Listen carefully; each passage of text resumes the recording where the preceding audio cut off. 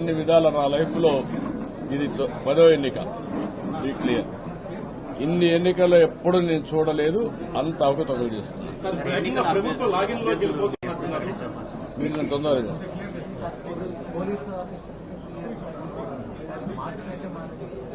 అవి కూడా చెప్పాం. మార్చి ఒక 2 నెలల వేల రికార్డు మళ్ళా తీసుకొస్తున్నారు. అవి కూడా చెప్పాం. అన్ని కూడా డీటెయిల్స్ ఇచ్చాం. ఎప్పటికప్పుడు మేము ఎలక్షన్ కమిషన్ కూడా చెప్తాం. అవన్నీ కంట్రోల్ చేస్తాం.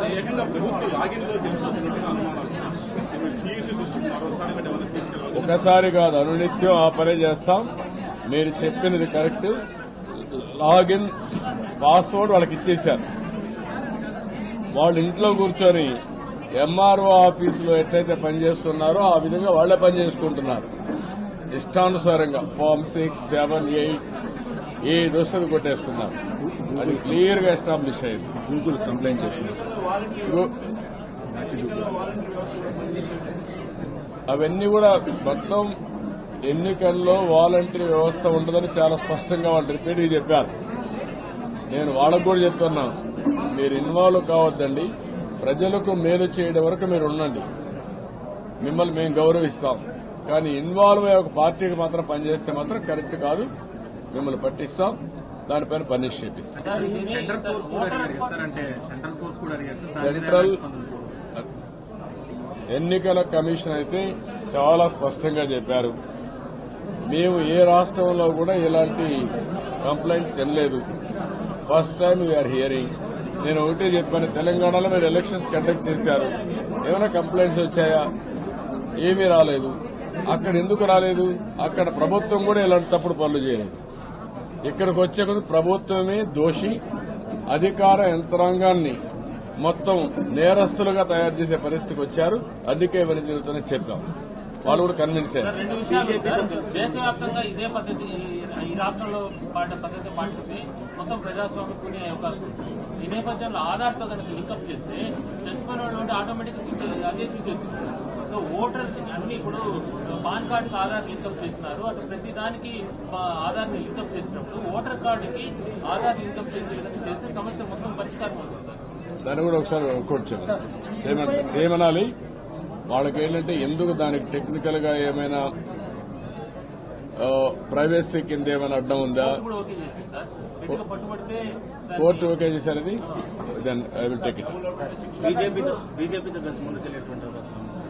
తర్వాత మాట్లాడుతున్నారు ఇష్యూ. ఉప ఎన్నిక సమయంలో మనం పెట్టే కేసులన్నింటి కూడా ఇప్పుడు కొట్టేసేందుకు బలవంతంగా ఒప్పిస్తున్నారు పోలీసులు. దాన్ని కూడా నేను ఎక్స్ప్లెయిన్ చేశాను. మీరు ఆ రోజు మేము పెట్టిన కేసులన్నీ మీరు వదిలేశారు. వదిలిపెట్టిన తర్వాత స్టేట్ గవర్నమెంట్ వస్తేనే ఆ కేసులు తీసేశారు. దానివల్ల వీళ్ళు లీనియంట్ గా తీసుకొని మళ్ళా మేము ఇష్ట ప్రకారం చేస్తామని దుర్మార్గమైన ఆలోచనతో ముందుకు పోతారు చెప్పాం. రెండోది మేము అడిగాం, మీకు ప్రాసిక్యూట్ చేసే అధికారం ఉంది. ఎవడైనా అధికారి తప్పు చేస్తే ఎఫ్ఐఆర్ బుక్ చేసి మళ్ళా ఎఫ్ఐఆర్ పేరును డిలీట్ చేయడం కాదు. ఇమ్మీడియట్ గా తను అరెస్ట్ చేసే అవకాశాలు మీకున్న, మీకు అధికారం ఉంది. You arrest them. అప్పుడు భయపడతారు. క్రిమినల్ ప్రాసిక్యూషన్ ఇనిషియేట్ చేయాలి. అప్పుడే వీళ్ళు భయపడతారు. ఇది కావాలని మోటివేటెడ్ గా కాన్స్పరెన్స్ తో ఇన్వాల్వ్ అయింది. లాగిన్ ఎట్ వస్తుందండి అపోజిషన్ పార్టీ, రూలింగ్ పార్టీకి లాగిన్ ఇవ్వగలిగారని ఎంత ధైర్యం ఉండాలండి వీరికి? క్లియర్ కట్ గా ఉంది. ఒక ఐడియా ఉంది కదా. ఒకవేళ రిటర్నింగ్ ఆఫీసర్ అరెస్ట్ చేయండి, మొత్తం బయట వస్తాయి.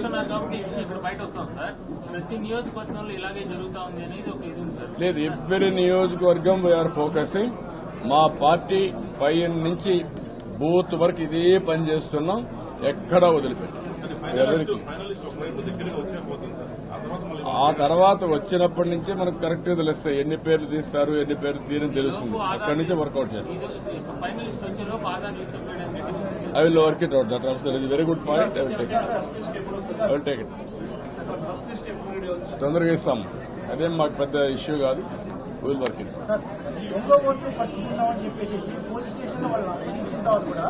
ఇప్పుడు మన కేసులు నమోదు చేసిన వాళ్ళ దగ్గరికి పోయి బలవంతంగా వాళ్ళ చేత విత్డ్రా చేస్తాం. నేనేమంటే పోలీసు వ్యవస్థ భ్రష్టు పట్టింది.